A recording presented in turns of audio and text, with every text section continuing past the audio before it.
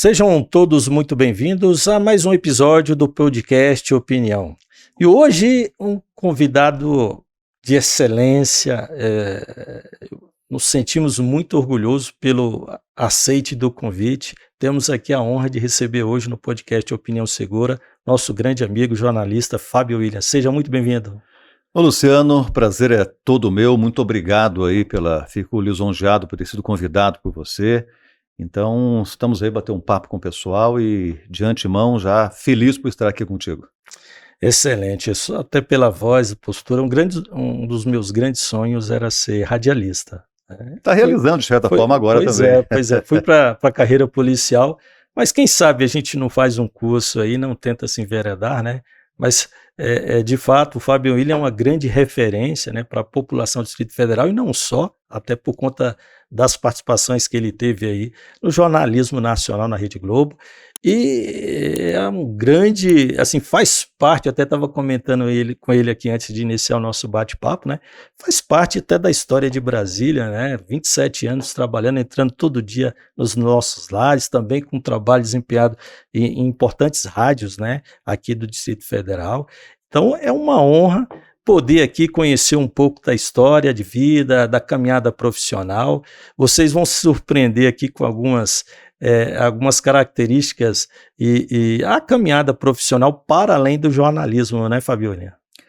O jornalismo, assim, eu sou jornalista há 40 anos, né, então foram quase 27 anos só na TV Globo, antes foram 6 anos na TV Record, foram 20 anos de rádio, trabalhei em várias emissoras de rádio e, enfim, depois eu fui para a carreira de psicologia, né, quase 12 anos como psicólogo, sempre trabalhando como jornalista e como psicólogo, e nós vamos aprendendo, né, e descobrindo coisas novas e aprendendo, porque quanto mais a gente aprende, mais a gente sabe que não sabe nada, né, Luciano? Fábio William, a rádio, todos dizem, né, é uma grande escola, né? A gente tem grandes referências aí do jornalismo, né, diversas personalidades, né, no meio artístico, que começaram nas rádios, né? E inclusive costuma-se dizer, né, por conta de toda essa era tecnológica, né, que as rádios, até se pensou, né, que as rádios ia se cair em descrédito, e a gente tem percebido que não, né? Muito pelo contrário, inclusive a rádio tem ganhado muito a TV, né? A gente vê muitas caminhadas de programas de rádios, até a questão do próprio podcast tem essa simbologia, né? Essa metodologia que tem muito a ver com a rádio, né? Quando a TV surgiu, falou-se que o rádio iria acabar, porque, bom, se você só tem só o som, você tem o som e imagem, então é algo teoricamente mais sofisticado, você vai acabar com o rádio. E como você bem colocou, não foi o que aconteceu. Ao contrário, né?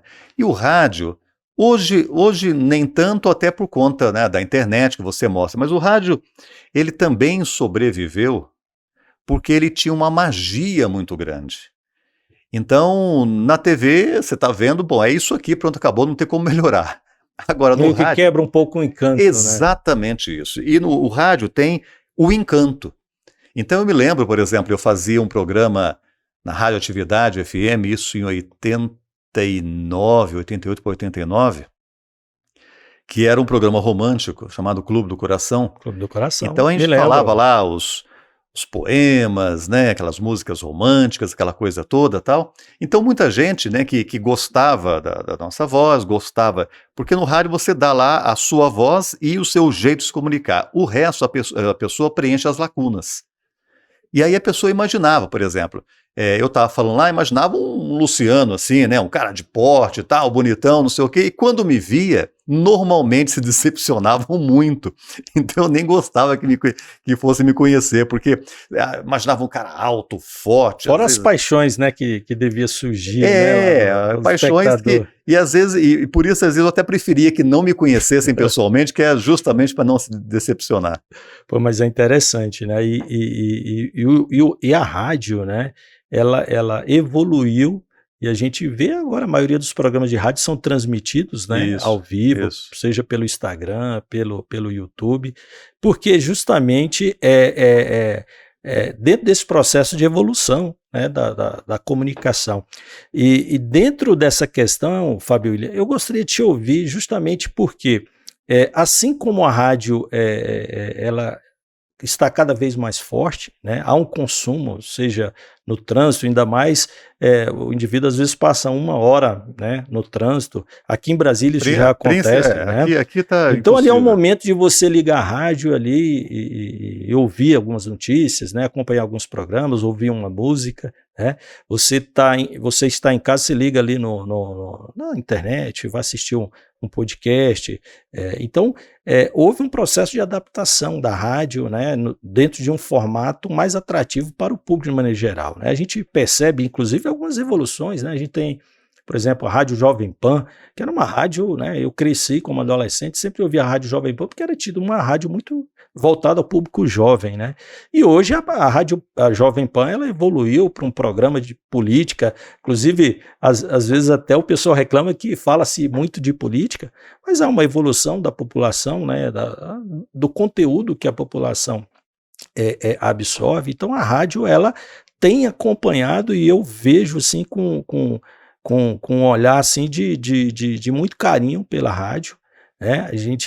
Eu me lembro, né, meu pai sempre com um rádiozinho, assistindo ali, acompanhando o jogo de futebol, sempre um rádio ligado na minha casa, ouvindo.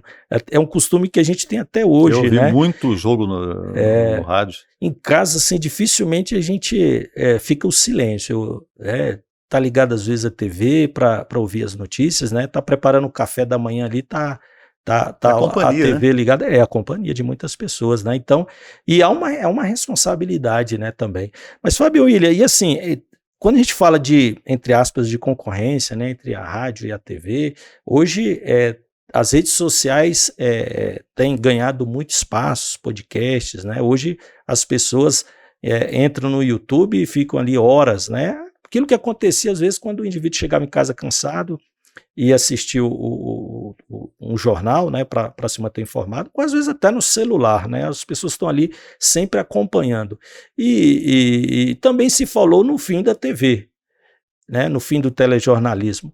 E a gente percebe que não é bem assim, né? Não é bem assim. Lógico, está acontecendo uma reciclagem, né? Os meios de comunicação estão tentando se adaptar a essa nova realidade para concorrer, né, com as redes sociais. Eu gostaria de ouvir um pouco você a respeito disso. Como você colocou, é uma evolução. E no começo as coisas se misturam, se sobrepõem, você imagina, isso vai funcionar, isso não vai funcionar. A minha impressão, a impressão que eu tenho, não tem nenhum estudo científico sobre isso, mas como profissional de comunicação há 40 anos, então a impressão que eu tenho é que tudo vai ter o seu espaço definido.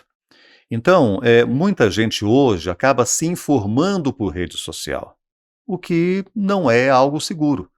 Porque a rede social, ela aceita tudo. Ela aceita coisas muito boas, seu podcast, por exemplo, e aceita coisas que qualquer um pode falar qualquer coisa sobre qualquer bobagem que quiser. Então, muito se fala, mas então vai acabar o telejornalismo. Eu creio que realmente não. Até porque a gente nota um fenômeno seguinte. As pessoas, às vezes, eu fico na internet, eu faço isso e aquilo, e eu me informo aqui, mas quando uma coisa realmente interessa para as pessoas, é para o jornalismo profissional que as pessoas vão. Exato. Porque sabe que ali não tem essa história.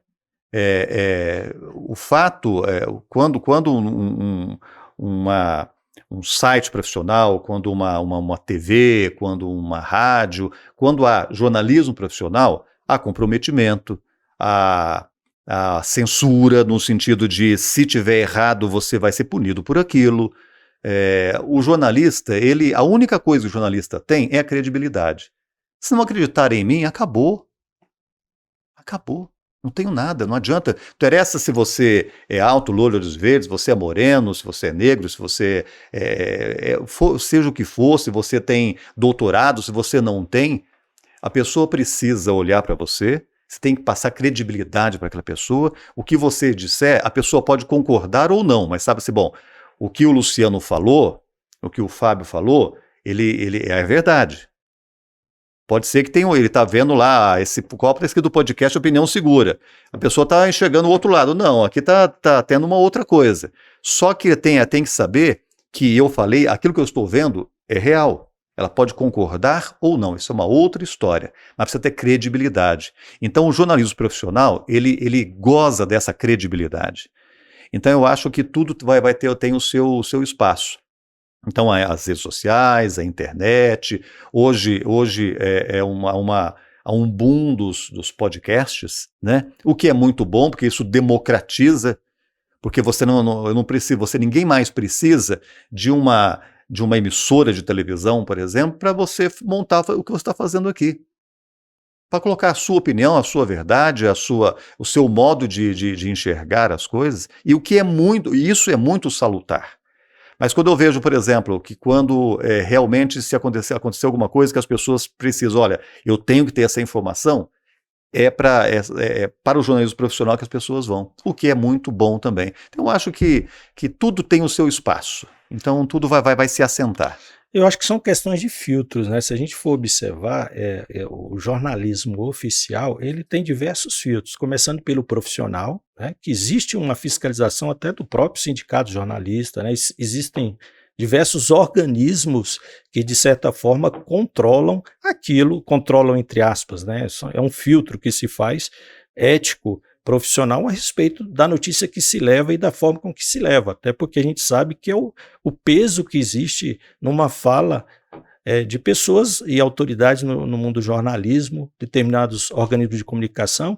Então você pode, através até da entonação de voz ou até da forma com que você apresenta a notícia, influenciar pessoas, e a gente sabe que tem assuntos delicados, né, que não se convém. A gente teve, infelizmente, alguns fenômenos envolvendo agressores ativos aqui, algo que a gente não tinha no Brasil, mas que está chegando, e que há todo um cuidado da imprensa no sentido de como vai ser repassada essa notícia para o público, para que não produzam uma ação em cadeia, né? Assim como a responsabilidade que tem que ter na notícia, no sentido de levar informações que são necessárias para a pessoa compreender o que está acontecendo, né? Vamos supor, e não ensinar práticas criminosas, né? Às vezes, dependendo do detalhamento que você dá na transmissão de notícia, você está ensinando as pessoas a prática de crime. Então há essa responsabilidade do profissional, há essa responsabilidade que envolve também a responsabilidade civil, administrativa e criminal, inclusive do próprio órgão de imprensa, né, que pode responder. Então há esse controle, há um controle também do próprio Estado, né, do Ministério Público e diversos organismos que controlam esses órgãos de imprensa, né? Isso não quer dizer que esse controle ele pode ser exacerbado ao ponto de conduzir informações para interesses escusos, né? Então eu vejo sob essa ótica que é muito importante o papel da imprensa, o papel do jornalista, né? Especialmente aquele que teve a oportunidade de frequentar bancos universitários, né? Eu acho que foi a Universidade de Uberaba, né? Sim. Fez o curso de jornalismo, né? Também tem formação na área de psicologia, e eu tenho certeza que essa sua formação, inclusive atendendo, né, de forma profissional como psicoterapeuta, né, eu tenho certeza que todo esse conjunto toda essa sua formação, ela propicia muito mais responsabilidade na forma com que você conduz o processo, né, de transmissão de uma informação. E, de fato, né, a gente está tendo, inclusive, alguns fatos em relação a podcasts que comentam o dia a dia da atividade policial. Inclusive o Ministério Público muito em cima, em virtude da forma com que está sendo conduzido, né, esse processo de comunicação, o que tem se falado nesses podcasts, e é o que eu sempre digo aqui, o nosso objetivo aqui é justamente debater, refletir, analisar o fenômeno da violência, da criminalidade, da ciência policial, de forma responsável, porque a gente influencia pessoas, né? O nosso canal hoje, só no Instagram, tem mais de 110 mil pessoas. E eu percebo o peso dos comentários, né? Da forma com que você conduz, né, essa informação para o nosso público, porque ela pode ter um impacto negativo. E às vezes a emenda sai pior do que o soneto, às vezes você tem um objetivo de transmitir ali uma informação, e não foi uma ou duas vezes que eu apaguei algumas postagens, justamente porque você vai ler ali os comentários, ela caminha no sentido oposto daquilo que você pretendia, né? Então, de fato, se deixar correr solto, né? É lógico que a gente sabe que tem o direito à liberdade de expressão, as pessoas precisam dizer aquilo que pensa e, obviamente, também se responsabilizar. Mas quando há organismos, né? Por exemplo, aqui eu sou policial militar da ativa e eu sempre deixo bem claro que eu não falo em nome da Polícia Militar, eu falo aqui como um pesquisador. Mas eu sei que eu tenho uma responsabilidade muito grande naquilo que eu digo. Isso é importante, porque me conduz a ter uma responsabilidade naquilo que eu transmito no meu público. Então eu vejo que nesse sentido, né, Fábio, é muito importante, né, a gente socorrer aos organismos oficiais, porque a gente sabe que há filtros ali para que aquela notícia chegue até o público, né? Isso é importante porque a palavra pertence a quem escuta. Eu nunca saberei exatamente o que a pessoa está entendendo do que eu estou falando se a pessoa não disser e não for absolutamente verdadeira no que está falando. Quando a gente faz um trabalho em comunicação, como você está fazendo, como eu fiz durante 40 anos, você está transmitindo alguma coisa e você não tem o feedback. Então, a preocupação é muito maior porque tem uma responsabilidade. Não interessa ao público qual é a minha opinião em si. Se eu acho feio ou bonito, isso pouco interessa para qualquer pessoa. Agora, se eu vou dizer assim, olha, essa caneca ela está inadequada, eu tenho que dizer por quê. Olha, isso aqui está pintado de uma forma que a tinta está pegando na mão, está soltando tinta e pode interferir aqui na química da água. Eu tenho que dar informações. Então, quando você tem uma responsabilidade, por exemplo, como você falou, você é um oficial da Polícia Militar. Mesmo não falando oficialmente pela instituição, você é a instituição. A instituição é feita de pessoas. Então, quando a pessoa olhar para você, ainda que você esteja em alguma coisa particular sua, você além de ser policial militar, você é um estudioso, você é um doutor no assunto, a pessoa vai te olhar e você tem o peso de toda uma instituição atrás de você, então a sua responsabilidade, ela multiplica muitas vezes. E o que você diz tem peso. Então, muitas vezes, se deixa de dizer alguma coisa porque não se tem absoluta certeza. Quantas e quantas vezes, por exemplo, até na emissora onde eu trabalhava, ela foi injustamente, e eu não estou aqui para porque não estou lá mais, não tem nenhum motivo, mas a verdade precisa ser dita, já foi injustiçado dizendo, seguraram a informação para poder prejudicar não sei quem ou não quiseram dar informação. Não é verdade. Eu fazia parte da apuração, quando o avião caiu, por exemplo, e nós fomos, acho que a última emissora, talvez, a confirmar. Por quê? Porque nós não tínhamos a confirmação. Enquanto outros órgãos já estavam até falando de sobreviventes quando não sobreviveu ninguém. Porque alguém falou, o cara já joga no afã de ser o primeiro. Então, a responsabilidade é muito grande. Então, a emissora acabou sendo uma das últimas a confirmar. Foi taxada de que segurou a informação por outros interesses políticos, e não era por quê? Estou falando que não era. Porque eu estava lá fazendo. Nós não confirmamos. Imagina você, a responsabilidade de você falar que um avião caiu. Quantas e quantas pessoas estão assistindo ali? Vamos supor que você deu uma notícia que seja errada, uma pessoa tem um ataque cardíaco porque a mãe dele, porque a mulher e o filho está viajando. Então, é muita responsabilidade.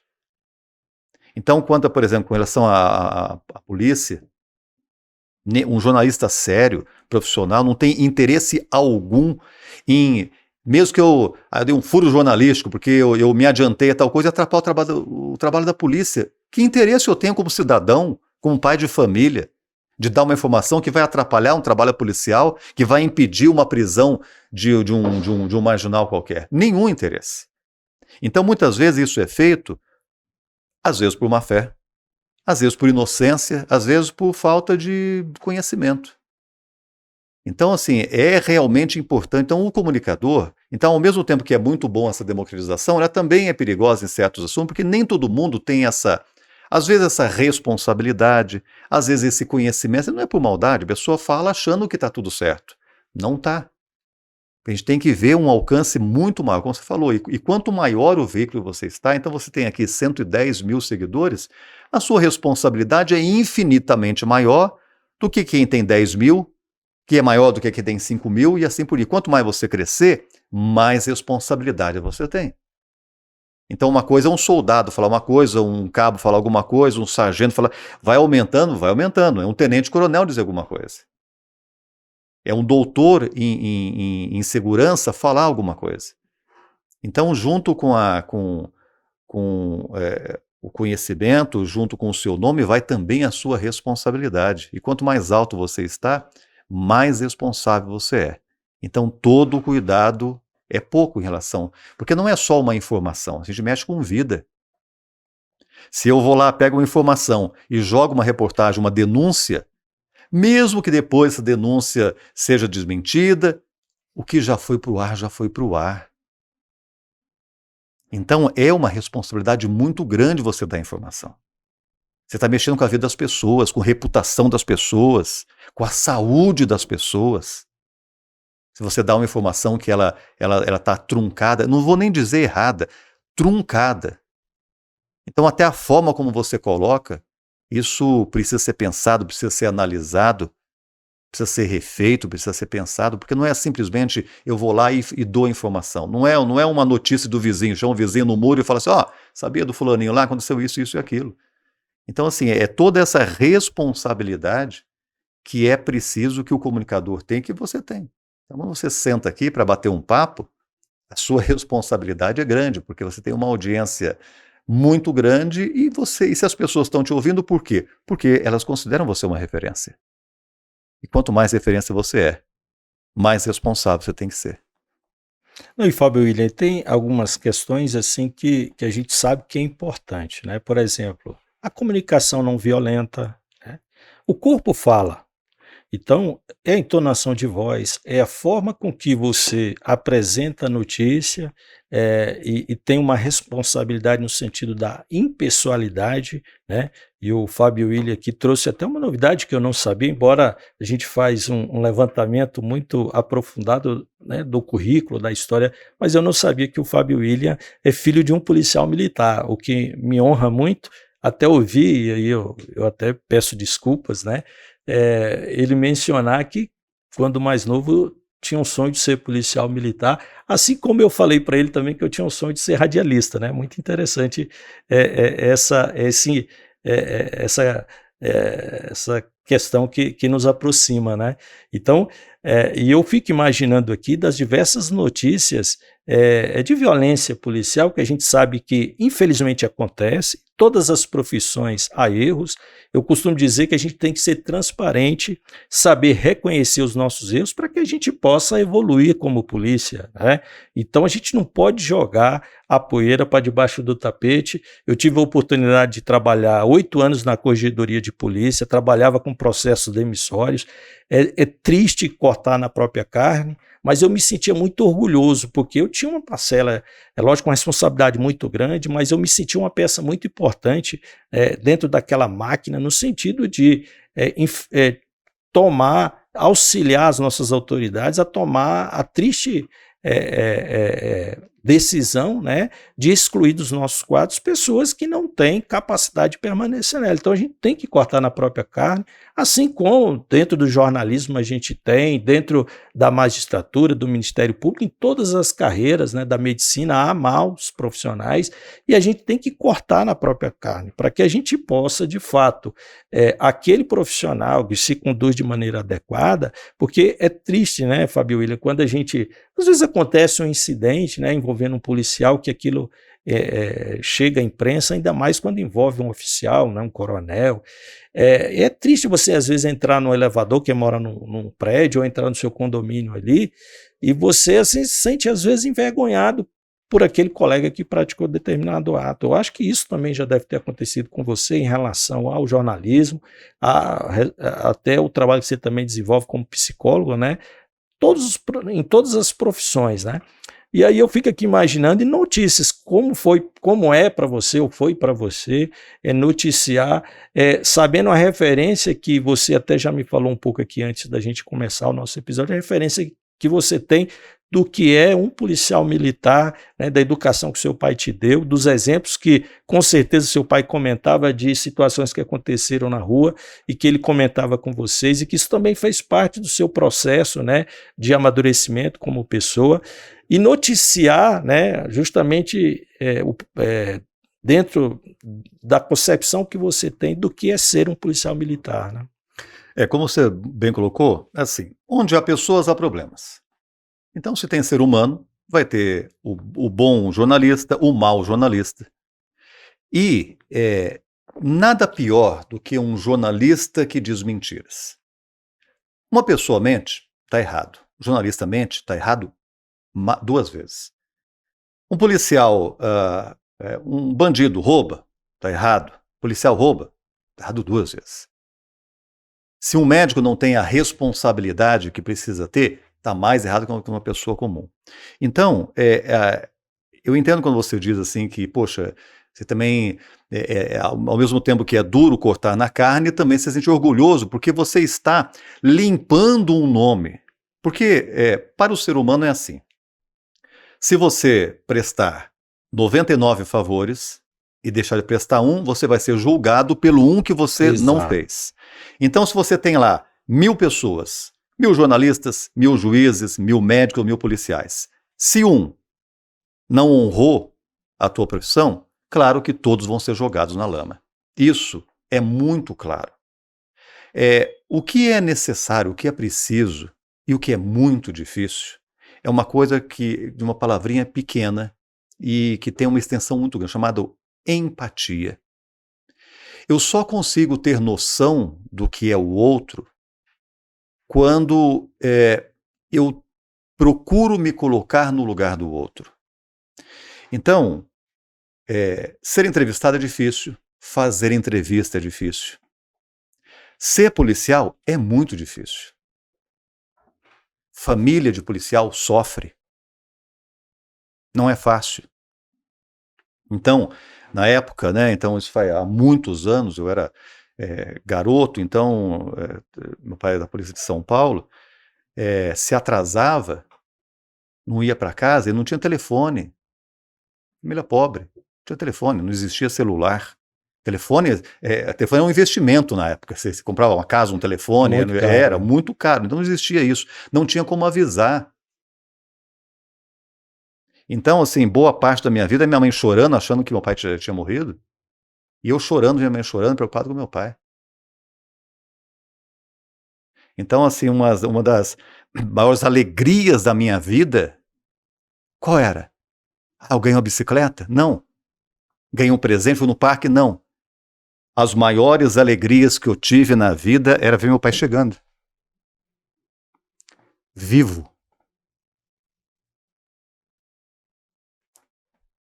Então, quando eu vejo, por exemplo, hoje eu não vejo um policial fazer alguma coisa errada, eu fico indignado com aquilo. Porque está jogando na lama gente muito séria, que sofre. É difícil. Uma vez, uma coisa icônica, eu vendo uma imagem, até da polícia americana. Eu acho que houve um atentado, assim, dezenas de pessoas correndo para um lado, só um policial correndo ao contrário. Instinto, né? Correndo ao contrário, indo ao encontro do problema. De proteção. Então, assim, tudo isso foi passado. Então, é muito fácil, é muito bacana, é muito moderno você falar mal disso, mal daquilo. Precisa conhecer como é que é. Quem está errado tem que ser punido muitas vezes. Porque joga na lama. É como o jornalista que faz alguma coisa errada, que dá notícia propositalmente errada, que quer passar informação. Esse é o pior que existe para nós, jornalistas. Então, assim, estar dentro de uma família onde tem um policial é muito difícil. Porque muitas vezes é nadar contra a maré.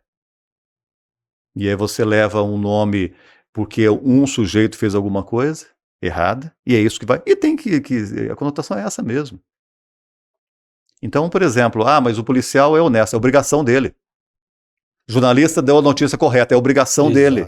É obrigação Não dele. fez mais do que obrigação. Não fez mais do que obrigação. Essa é a obrigação. Agora, por exemplo, quando é que eu já fiz elogios a policial militar? Prendeu o bandido. É a sua obrigação. Uma das vezes foi quando, acho que em Ceilândia, teve um incêndio, chamaram os bombeiros, acho que tinha um senhor lá dentro, um policial militar. Ele arrebentou a porta, entrou lá e salvou a pessoa. Inclusive foi promovido por ato de bravura, não? Mais do que merecido. E eu falei isso no ar. Então, se merece. Então, é muito mais do que a obrigação dele. Foi muito mais do que... Então assim, o jornalista, para falar a coisa certa, é obrigação. O psicólogo trabalhar direito é obrigação. Um juiz ser honesto e fazer a coisa de acordo com a justiça é obrigação. O policial ser correto e proteger é obrigação. Quando sai, precisa ser punido, assim como qualquer outra pessoa. E o contrário também. E não é uma vida fácil. Não é. Não é. E a gente tem experienciado agora, né? A gente está acompanhando os fatos que estão acontecendo em São Paulo, né? Com a morte de um policial, uma morte que repercutiu muito junto à tropa e junto à população, né, de São Paulo. E a imprensa tem acompanhado essas questões. A gente sabe, por outro lado, Fábio Willian, que, como você bem disse, você sabe muito bem que não é fácil ser policial. Não é fácil eu sempre digo e uso essa expressão, ser o primeiro braço do Estado a entrar em contato com tudo que acontece de ruim, né? Geralmente o policial militar vai estar lá, é o primeiro a chegar. Então, você imagina, né, uma pessoa passar 30 anos da sua vida saindo todo dia, deixando a família, como seu pai, como vários pais de família, e tratando das agruras que acontecem na sociedade, e às vezes, né, e na época do seu pai, eu fico imaginando, porque se a gente rebobinar a fita 25 anos atrás, já mencionei aqui no programa, a gente já teve ocasião de entrar no ar com uma viatura, um Fiat Uno, 2 portas para atender Gama e Santa Maria. Hoje as unidades entram com 10 Corollas, com ar-condicionado, né, com armamento de ponta, e isso é muito bom. Mas a gente sabe que algumas décadas atrás o policial, como você bem falou, hoje o policial tem um celular, manda um WhatsApp, eu vou chegar mais tarde, e eu imagino o estado de São Paulo, né, a extensão que é o estado de São Paulo, o policial ficava às vezes dias sem ir para casa. Exatamente, né? E sem notícia, não Exato. tinha notícia. E a realidade, Fábio Willian, é muito complexa de um policial. Ele em segundos ele tem que decidir, né? Numa troca de tiros, o bandido ele só quer atingir uma coisa, a cabeça do policial, o coração. O policial, ele pensa muito para efetuar um disparo. É um terceiro que está próximo, por exemplo, o receio de efetuar um disparo e o indivíduo virar as costas e aquele disparo pegar nas costas, e como vai ser interpretado isso pela justiça. Então é muito complicado a atividade policial e ele é julgado. Então, por exemplo, quando acontece um incidente, isso é levado ao público e, obviamente, o jornalista, ele com os filtros que se deve ter, ele leva aquela informação para o público e há um juízo de valores que, às vezes, nem sempre é repassado, né? E são as informações, e eu fico imaginando, né? Se um repórter recebe, né? A direção, né, de uma equipe de jornalismo recebe uma informação de que houve um determinado incidente envolvendo a polícia, que houveram mortos minutos ou horas depois do acontecimento, como é difícil repassar essa informação. E às vezes, passado anos, até o próprio magistrado, para julgar aquela situação, tem dificuldade de entender o que aconteceu. Imagine, né, uma notícia que se é dada. E a repercussão que é dado para os familiares daquele policial envolvido, para os familiares, né, da pessoa que teve a sua vida ceifada, seja policial, né, ou um cidadão qualquer. Então é muito complicado e complexo essa questão, né? Então aos dois lados, né? Há também injustiças, infelizmente a gente tem alguns fatos que aconteceram aí, não só no Distrito Federal, de situações que envolveram policiais e depois, apurando melhor, não era realmente como aconteceu, né? Então, assim, e essa responsabilidade que você bem disse de como se é transmitido a informação. E a gente pode analisar, né, Fábio, que existem algumas linhas de jornalismo, né? Algumas emissoras, elas caminham mais no sentido de dar uma cobertura maior, porque a violência e a criminalidade, embora seja um triste fenômeno da vida em sociedade, mas vem de muita notícia. Felizmente, o público consome muito informação sobre violência e criminalidade. E algumas emissoras, alguns jornalistas, eles têm uma linha de trabalho no sentido de ser muito agressivo em relação ao criminoso. Outros vão ser um pouco mais incisivos e ácidos em comentar como a polícia agiu em determinadas situações. Então nós temos também essas linhas editoriais, né, e o policial está ali no meio, a população está ali no meio, e eu fico muito receoso, porque a gente que estuda o fenômeno da violência, da criminalidade, temos a criminologia, temos a ciência policial, temos o direito, e quando a gente vai estudar, né, como a gente pode fazer uma prevenção adequada da violência e da criminalidade, as respostas que a gente encontra não caminham no sentido de que um determinado segmento da imprensa, da mídia, vende no sentido de um maior recrudescimento da ação policial, da diminuição, né, da maioridade penal, né, do aumento da população carcerária, da criação de novos tipos penais. Geralmente, talvez, né, a gente pode chamar de imprensa sensacionalista, dentro daquilo que a gente chama de direito penal midiático, né? A doutrina fala de direito penal midiático, né? E ela caminha no sentido de convencer ou de entregar um conteúdo para a população, no sentido de que são essas as soluções que a gente vai conseguir conter o fenômeno da violência e da criminalidade. E a gente sabe que existe a prevenção, aquilo que a gente pode chamar de prevenção social da violência e da criminalidade, que é um olhar mais sistêmico, em que a gente valoriza o peso do controle informal, que é feito dentro das escolas, dentro das igrejas, dentro dos centros comunitários, como a polícia também pode entregar e se envolver em projetos sociais para, de certa forma, fazer uma prevenção criminal mais alargada, né? E, Fabíola, a gente sempre tem dito aqui no podcast que 80% do trabalho da polícia são situações de atendimento ao público de maneira geral, situações que não categorizam a prática de crime, e apenas 20% são ocorrências que envolvem a questão da violência e da criminalidade. Então, o policial, ele presta muito um serviço de pacificação social, só que, infelizmente, a gente só se concentra nesses 20%, né? Eu acho que isso tem a ver, Luciano, com o seguinte: é claro que se fosse fácil, teria resolvido, né? É como tem aquela frase, né? Para todo problema complexo tem uma solução fácil que está errada. Então, porque se fosse fácil, qualquer um faria. Mas e o estudioso aqui é você, apenas eu como observador, né? Como comunicador, como psicólogo, perpassa pelo seguinte também. Há uma certa separação e desconfiança de ambas as partes. Esse é o jornalista, esse aqui é o policial, um vai mostrar o que não quer, tal. Teve um fenômeno interessante aqui há alguns anos, aconteceu o seguinte: eu não estive, mas colegas meus que eu conheço bem, colegas muito aguerridos no sentido, poxa, a polícia é violenta, ela em greve, ela bate em jornalistas, nós estamos lá, sabe que é jornalista, estou lá com um crachá desse tamanho e tal. Aí a polícia aqui de Brasília fez uma coisa interessante. Convidou os jornalistas para participar de um treinamento com a farda, com aquele capacete, com bomba de gás lacrimogênio, e aí... simulando a situação real. Exatamente. Então, dois colegas muito aguerridos no sentido de criticar, porque já levaram pancada em tumulto da polícia e ficaram revoltadíssimos, tal, também com razão. Mas isso, palavras deles. Quando eles estiveram, falaram assim, cara, não dá para enxergar ninguém, quanto mais um crachá. Quando você está com aquele capacete, quando tem bomba, tá aquela confusão, aquela gritaria, eu não conseguia, só via vulto, muito menos crachá. Isso mudou a cabeça deles. Então, além da questão sim, que tem, a empresa tem a sua linha editorial, mas o primeiro que vai lá, a primeira impressão, assim como o policial militar vai lá, o primeiro é o repórter.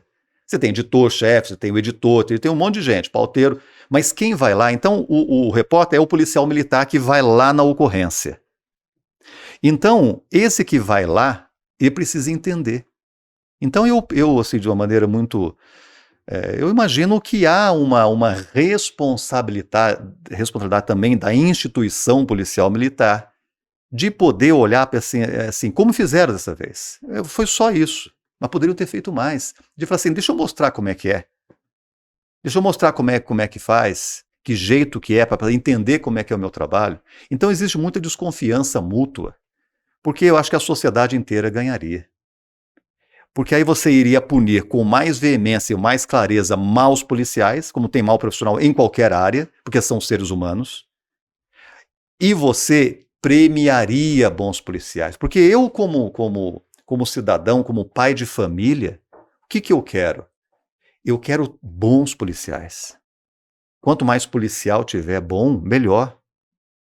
E não para eu olhar um policial e ter uma impressão, aquele é o sujeito que dá pancada, aquele é o sujeito que faz coisa errada, aquele é o sujeito que se eu tiver alguma coisa, ele vai me bater, ele vai fazer isso, ele vai me atirar. É exatamente o contrário disso. Teria que ser o contrário disso. Então alguma coisa muito errada está aí e creio que passaria também por essa, vem cá, vamos como sociedade. Então deixa eu ver, como é que é o trabalho do repórter? Porque o policial, assim como o repórter, o jornalista não entende o trabalho do policial, o policial não entende o trabalho do jornalista. Concordo. Ele também não entende, ele não sabe o que é. Então assim, o que o jornalista quer? Ele vai chegar, por exemplo, eu vou dar um exemplo muito prático de uma pessoa assim, aqui em Brasília, na minha singela opinião, o melhor assessor de imprensa que já teve em todos desses 30 anos que eu trabalho aqui, ou mais, é da Polícia Militar. Coronel Vítola. Coronel Vítola, foi o melhor. Uma referência. Você sabe por que foi o melhor? Porque o Vítola é o seguinte, na época ele era capitão Vítola, na época ele, quando um policial tinha algum problema, um policial fez alguma bobagem, deu um tiro, fez alguma coisa errada, ele era o primeiro a ligar para avisar que um policial tinha feito alguma coisa errada. Olha que coisa inacreditável. Por quê? Olha a inteligência dele. Ele sabia que iríamos saber. Ia chegar de qualquer forma. Ia chegar de qualquer forma. Então, ele já apresentava. Quem conta a história primeiro tem preferência. Ele já apresentava. Então você já ia, ok, está aqui a história. Porque nada na cabeça de um jornalista é mais instigante quando te pergunta assim, Luciano, por que essa caneca está... Não, essa caneca não estava aqui não. Pronto. É questão humana. Não estou nem falando. É questão humana. Ele está escondendo o quê? Mesmo que você não esteja escondendo. Então tem certos detalhes que são importantes, porque assim, com certeza, de ambas as partes, há equívocos, há pensamentos que não deveriam ter. Você pressupõe as coisas. E isso, por exemplo, já levando para o lado da psicologia, o que mais acontece é pressupor. Eu sou terapeuta de adulto e casal. Então, quanto mais um casal, quanto mais tempo de convivência tem um casal, menos ele se conhece. Parece incoerente dizer isso. Por quê? Porque cria estereótipos. Então, por exemplo, se um dia a sua mulher brigou com você, bebeu, bateu a caneca aqui, brigou com você, no outra vez, se ela não está falando nada, ela bateu a caneca aqui, você já fala, já está irritada. Aí você já vai ficar cheio de... os paradigmas. Exatamente. Então você já cria ali esses paradigmas, esses pressupostos, e você já passa a agir com a pessoa como se fosse aquele pressuposto. É isso que acontece. Muito.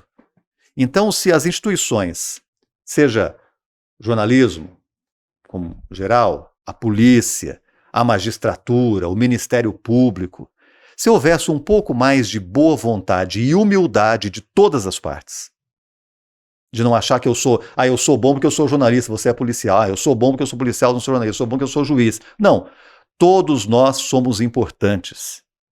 Um é a roda do carro, outra é a direção, sem isso, o carro não funciona, precisa de tudo isso, a sociedade não funciona. Então, enquanto nós estamos não nos entendendo como sociedade, quem é ruim nessa história, quanto menos funcionar, melhor para quem quer a coisa errada. Com certeza. Quanto mais bagunçado, melhor para quem quer. Então, assim, não é simples, porque se fosse simples, todo mundo faria. Mas, ao mesmo tempo, Talvez essa complexidade não seja tão grande assim, bastaria ter boa vontade, essa aproximação, como esse exemplo que eu te dei. Assim, ok, tudo bem, não foi lá, não brigou, não xingou. Vem cá, pessoal, vem ver como é que a gente faz. E eu acho que você deu o caminho das pedras. E de fato, Fabíolio, o que a gente tem observado, e aí assim, a gente pode até falar dentro de um pouco dos estudos que eu já tive a oportunidade de fazer sobre essa questão, é de como é importante essa aproximação e essa modulação. Por quê? As polícias, as forças policiais no mundo inteiro já acordaram para essa necessidade de abrir os seus quartéis para até por força legal, né? Hoje a gente há a questão da transparência e a comunidade tem que ter franco acesso às instituições públicas, não só no direito de petição. E também abrir, né, as forças policiais para a imprensa. E eu vejo no caso aqui da Polícia Militar do Distrito Federal, né, para você ter uma ideia, metade do primeiro andar, onde funciona o quartel-general, né, o quartel-geral, né, do Comando Geral da Polícia Militar, é dedicado à comunicação social, à imprensa, né? Coronel Nunes, à época, investiu muito na questão da comunicação social. Então, a gente tem jornalistas, a gente tem uma equipe de mídia, né, muito especializada, inclusive temos jornalistas, né, oficiais jornalistas que fazem esse trabalho de aproximação com a imprensa. E é importante essa abertura no sentido de vender melhor a imagem da instituição. Eu costumo dizer, né, às vezes a sociedade não sabe dos inúmeros projetos sociais que a polícia desenvolve, Teatro Lobo-Guará de educação ambiental, Teatro Rodovias, né, de paz no trânsito, o PROERD, as escolinhas de futebol, uma série de ações que a polícia faz e que é importante que a sociedade tome conhecimento. Então, essa proximidade, ela é uma via de mão dupla. E como você falou, nada mais inteligente do que levar para a imprensa os fatos que acontecem, diminuindo, né, esse time, né, do momento em que a notícia chega até a imprensa e levando uma versão de fato verdadeira daquilo que aconteceu, né? Promovendo esses espaços de interação. A gente tem hoje vários oficiais que trabalham, né, 2 ou 3 oficiais que se dedicam somente a esse ofício de dar entrevistas, né, de levar informação para a imprensa, de fazer essa articulação, sempre envolvido, né? E eu que acompanho as redes sociais, sou muito interessado nas redes sociais de policiais, de jornalistas que trabalham essas pautas mais na segurança pública. Há uma interação e uma amizade muito forte entre esses profissionais, né? E eu tenho certeza que eles têm um conhecimento e, como eu falei, a polícia, ela se interessar em se aperfeiçoar na comunicação social, assim como os repórteres que atuam mais no campo fazendo coberturas, né, sobre a questão da segurança pública, conhecer um pouco da realidade policial. Agora, é uma via de mão dupla, né? E eu percebo que aqui no Distrito Federal essa relação tem melhorado consideravelmente, né, Fabiano? Tem grandes profissionais dentro da polícia, como você Temos o citou. Miquelo, o Major Exatamente. Miquelo, que sempre Então, está pessoas assessorando, né? que está sempre em contato, sempre conversando. E é algo que cada vez precisa e seria bom para todo mundo melhorar. E ter essa possibilidade de entender o que o outro faz. Entender o que o outro faz é muito importante. A gente saber o que o outro faz, como é que o outro faz. Ouvir a história do outro. Todo mundo tem uma história interessante para falar. Todo mundo tem um sofrimento na vida. Todo mundo tem uma história que, se fosse colocada no cinema, o mais simplória que a pessoa seja, a forma como fosse contada seria uma história interessante. Então, quando a gente vê como é que é o trabalho do outro, como é que é? Então, eu entender, cara, como é que é me vestir de alvo, que a farda é um alvo, e sair na rua, Colocando equipamento pesado, equipamento né? pesado. Então, Colete, está numa situação. arma. E além de tudo, ali tem um ser humano que está com medo. Que está com medo. Ok, tem o treinamento, tem tudo isso, mas é um ser humano. Eu duvido que um policial, não tem medo de levar tiro. Acho que só se for doido, para não É. ter medo. E Tem até medo, é perigoso, tem né? a responsabilidade, eu tenho que voltar para casa, eu tenho um filho. E ao mesmo tempo, aí do outro lado eu sou um repórter, eu tenho que chegar na emissora às 11h10, porque se chegar às 11h15 não vai para o ar meio-dia minha matéria. Então eu tenho que pegar a informação de qualquer jeito. Mas então saiu truncada. Então por que você não informou?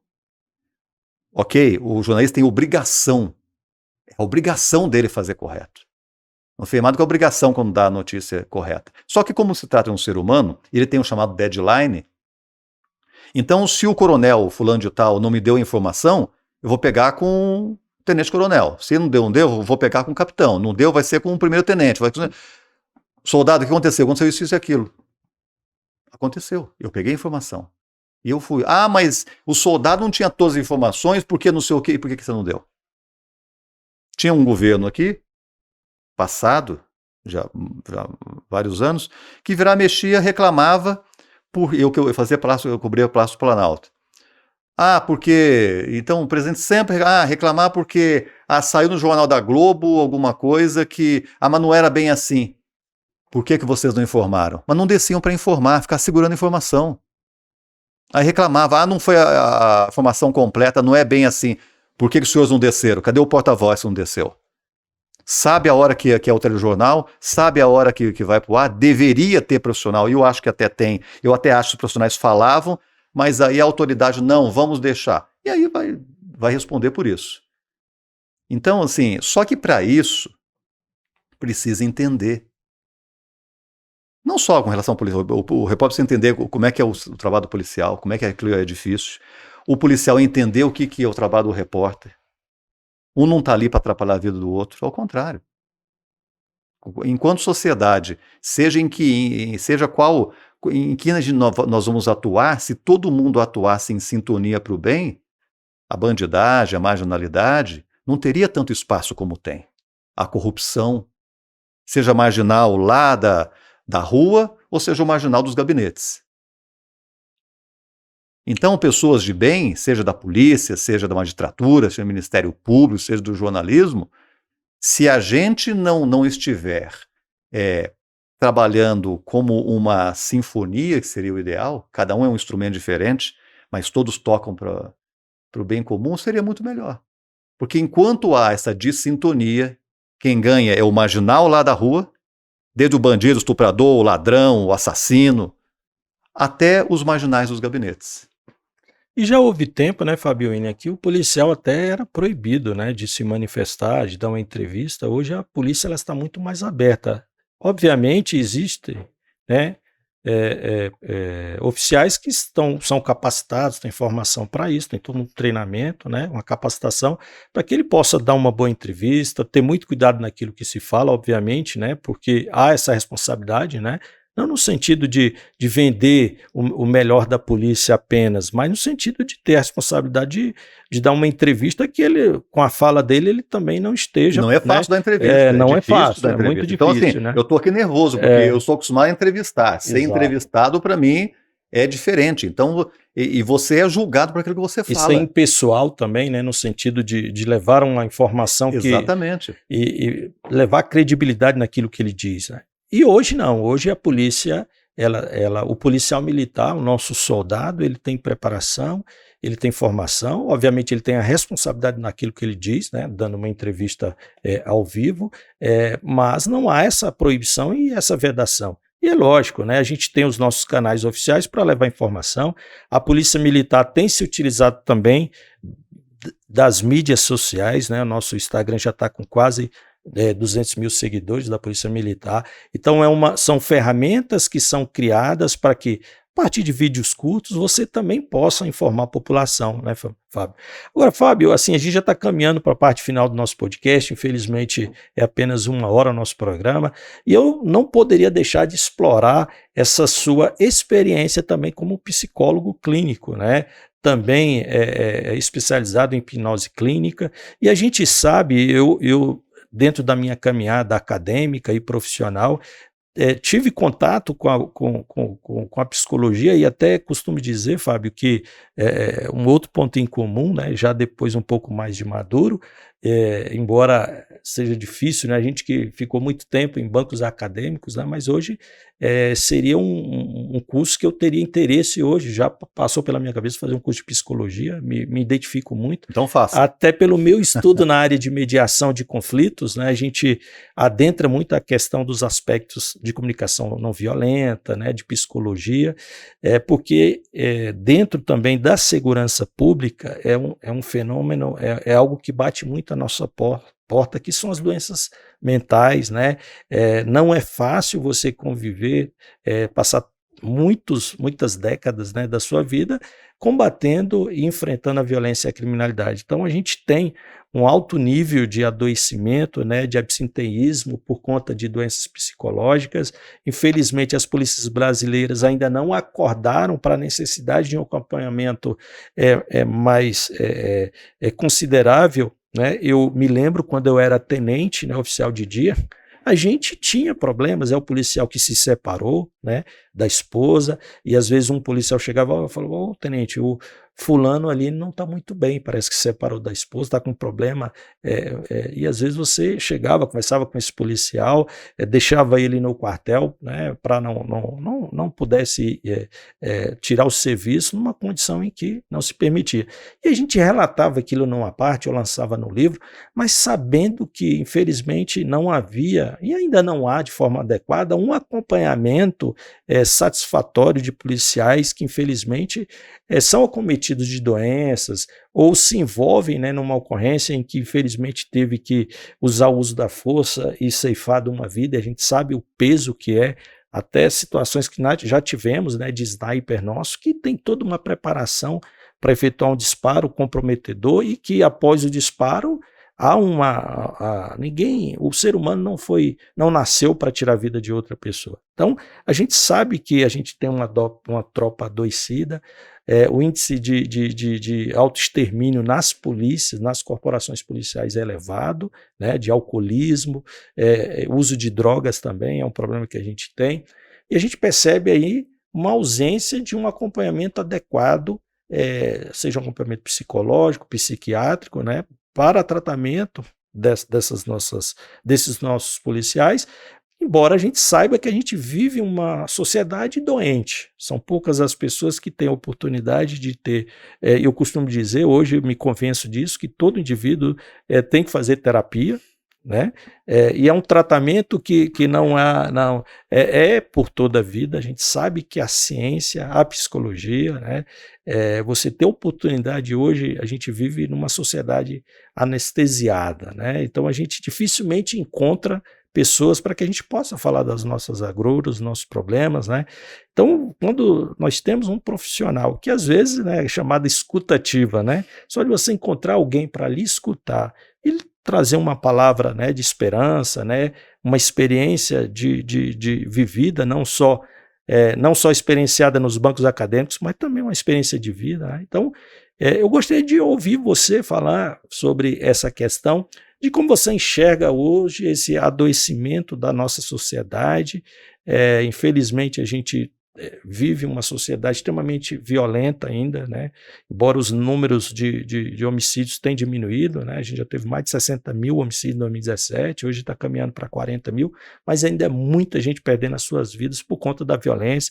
Número de feminicídios, né? Uma temática, a gente está no mês, aí, no Agosto Lilás, e até uma incoerência, né? A gente diminuiu nos últimos anos 1/3 do número de homicídios, mas aumentou na mesma proporção o número de feminicídios, né? Olha, muito bom. Fico feliz de você ter perguntado sobre isso, porque é algo que eu sempre gostaria de falar sobre isso, e especificamente sobre a questão da polícia, mas de um modo geral. Sim, as pessoas estão adoecendo cada vez mais, e vai piorar. Muito. A tendência é piorar. Por que vai piorar? Porque cada vez mais, infelizmente, as pessoas estão se desresponsabilizando sobre os próprios atos. O culpado é sempre o outro, o culpado é não sei o quê, é o governo que não presta, é a polícia que não sei o quê, Terceirizando os problemas. terceirizando os problemas. todas as vezes que eu terceirizo o meu problema, eu perco a chance de resolvê-lo. Por exemplo, você é um policial, você é um estudioso de segurança. A gente, todos nós estudamos muito para ter a profissão que nós temos. Mas a maioria absoluta das pessoas não estuda sobre a coisa mais importante do mundo, que é o quê? Sobre eu mesmo. Eu preciso me entender. Autoconhecimento. Eu preciso saber quem sou eu, como é que isso aqui funciona. Não vem com manual de instruções, né? Não vem com manual de instruções.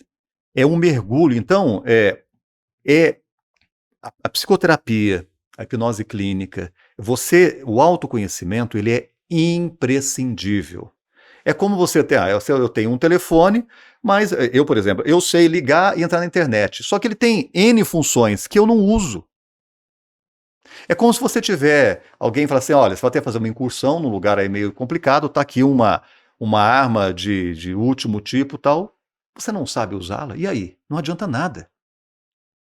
É o que nós temos. A gente não se conhece. Olha só, imagina um iceberg. A ponta do iceberg é o que a gente chama de consciente. Consciente é tudo aquilo que eu sei sobre mim. O iceberg, a parte consciente, corresponde a 5% do que eu sou. Aquela parte que está abaixo do mar, submersa, é o que a gente chama de subconsciente. Corresponde a 95% do que nós somos. 95% do que nós somos, nós não temos ideia do que somos. E são esses 95%, Luciano, que vão me dirigir. Você não tem a profissão que você tem à toa, por acaso. Você não escolheu a parceira ou parceiro de vida por acaso. Você não usa o tipo de roupa que você veste por acaso. Você não se coloca num ambiente com seus amigos por acaso. Tudo tem um porquê e mais do que um porquê. Tudo tem um para quê. Porque se eu chegar para você e falar assim, se eu perguntasse, por que você é policial militar? Suponhamos se você respondesse, porque eu sempre gostei, ponto. O porquê ele morre ali. Agora, o para que você é policial? Aí é mais profundo. Será que é para que eu possa dar a segurança, ou para que eu possa achar que eu tenha um poder de dar segurança para alguém? Para quem que eu queria dar segurança? Será que é para mim mesmo? Então, por exemplo, para que você é médico? Para que você é psicólogo? Tudo tem algum objetivo e muitas vezes subconsciente ali atrás. Então, por exemplo, na polícia militar, eu acho um absurdo o que fazem com o policial. A polícia militar vocês deveriam ter, a instituição teria que ter obrigação de ter um serviço muito bem montado psicológico.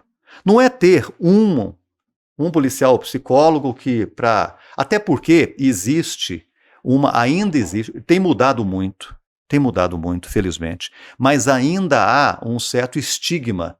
Eu vou lá para o psicólogo. E dentro da instituição policial militar, tem aquela coisa de, eu não sou doido, eu me garanto. E no caso do policial, se for diagnosticado, ele já não pode usar a arma, ele já é afastado do serviço operacional e não pode tirar mais o serviço voluntário, que compreende uma parte considerável. E ele vai ter medo de ir lá, ele vai evitar para ir lá. Do rendimento dele. Ainda tem a questão interna, por exemplo, nos homens isso acontece com mais incidência de, eu dou conta de mim, eu não preciso de alguém que me diga o que vai fazer. O psicólogo não vai dizer o que você tem que fazer.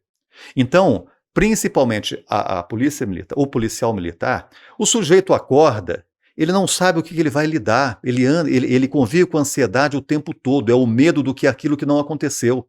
Você está numa rádio patrulha, você não sabe qual vai ser a ocorrência. Pode ser uma briga de vizinho, pode ser um cachorro mordeu alguém, o cara quer matar o cachorro, pode ser um tiroteio, pode ser um assaltante de banco, ou você pode estar lá com a sua viatura e levar um tiro. Então, tudo isso o tempo todo, agora sim, você que não é policial, como eu também não sou, imagine como é ter uma vida assim.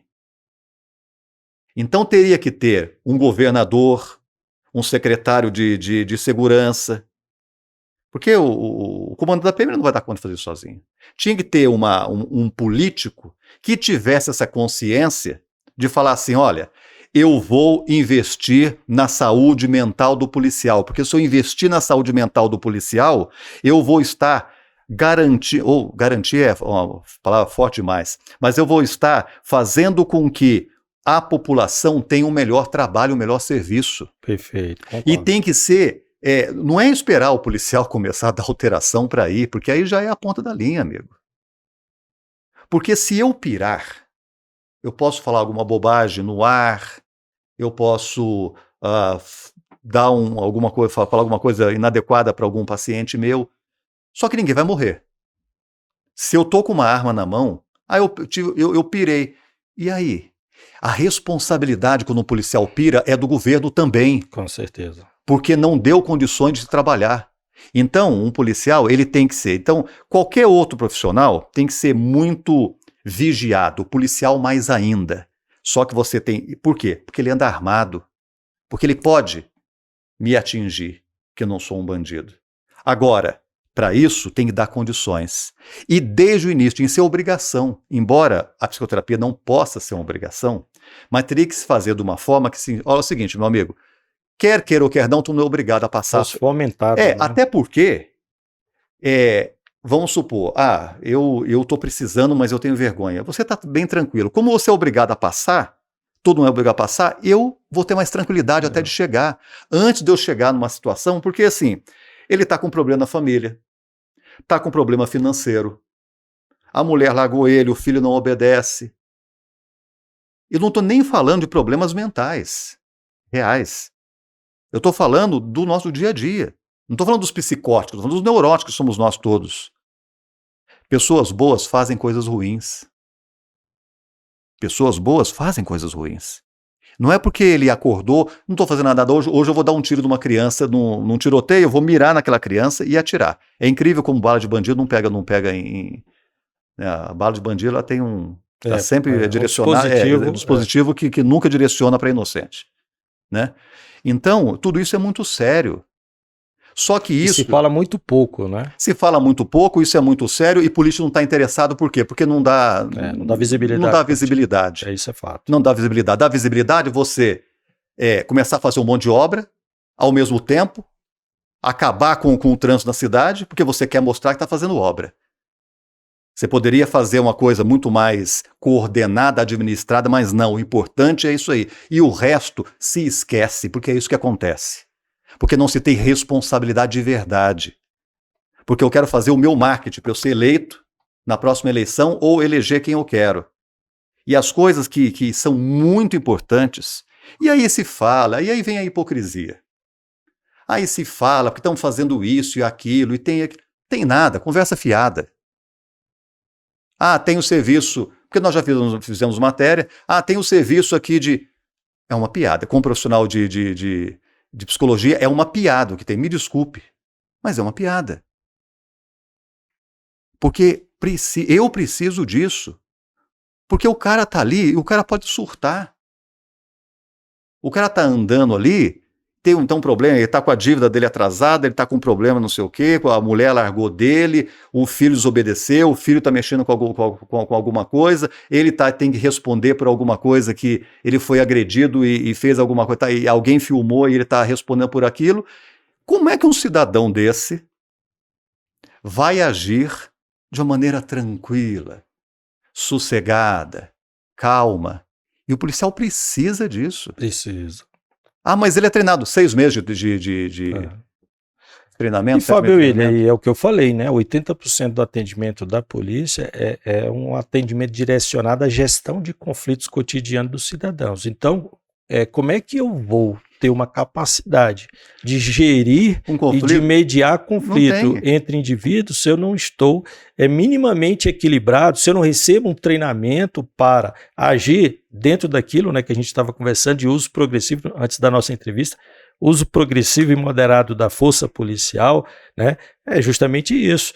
O policial, quando chega numa ocorrência, obviamente vai depender da ocorrência, mas o primeiro critério, a primeira metodologia que ele vai empregar é a mediação. E tem que estar bem. E ele tem que estar bem. É o psicólogo. Como é que eu... Então, é o pacificador social. Eu só vou para o consultório social quando estou bem. Eu não tenho como estar com uma pessoa na minha frente se eu tiver com um problema que, nossa, lá em casa está assim, assim. Não vai rolar. Eu tenho que estar bem. E não é fácil estar bem. E as pessoas estão adoecendo cada vez mais. Isso é de modo geral. Por quê? E as redes sociais também têm, como tudo na vida, tem um lado bom e um lado ruim. Você pega a rede social, tá todo mundo lá, lindo, maravilhoso. O problema do veneno é a dose, né? Viajando, a pessoa tá lá amando, o cara tem 30 anos de casado, mas tá lá fazendo coraçãozinho com a esposa, o filho é um sucesso. Aí os você pensa, filtros, né? Aí você pro corpo, você pensa assim, caramba. Os filtros de beleza. Só eu que tô barrigudo. Só eu que estou doente, só meu filho que não obedece, Exato. Só minha mulher que não está nem aí para mim, mas está todo mundo bem, aí eu adoeço. Agora, eu adoeço e com uma arma na cintura? Aí é muito fácil falar, não, mas tem treinamento, tem a obrigação. É verdade, tem treinamento, é obrigação. Mas é um ser humano. É um ser humano. Então é uma urgência política que se tire, se não sabe, fique sabendo, quem pode resolver isso, que é necessário se dar esse apoio psicológico. É premente que se faça isso, porque senão, a cada dia mais... Então, por exemplo, nós, a imprensa, até pelo que você tinha falado anteriormente, até para não fomentar, a gente não divulga os suicídios, mas a gente sabe que isso é problemático dentro das forças policiais. Por que será? E aí todo mundo fica... Fábio William, infelizmente, caminhando para o encerramento aí, não tem como. Eu espero que não seja a primeira vez, né, que a gente possa ter essa satisfação de tê-lo aqui nesse bate-papo muito agradável, entendeu? A gente teve a oportunidade de conhecer um pouco da sua vida, né, e deixar aqui aberto. Muito obrigado mesmo pela presença. Luciano, eu que agradeço a você, eu me sinto extremamente muito lisonjeado por ter sido lembrado por você, por estar aqui nesse espaço importante, nesse espaço de tanta audiência, de tanta credibilidade, né? Então, muito obrigado a você por ter se lembrado de mim, ter tido a gentileza de me convidar. Muito obrigado a você que acompanhou uma parte, que acompanhou. E eu só tenho muito a agradecer e dizer que quem quiser me seguir, eu estou no @FábioWilliamReal, no Instagram e no TikTok. Perfeito. E esse foi mais um episódio do podcast Opinião Segura, uma iniciativa do canal Última Rácio, que contou com o apoio da Caixa de Benefícios da Polícia Militar do Distrito Federal, da editora Última Rácio e também da B2Move. Um forte abraço e até o próximo Opinião Segura.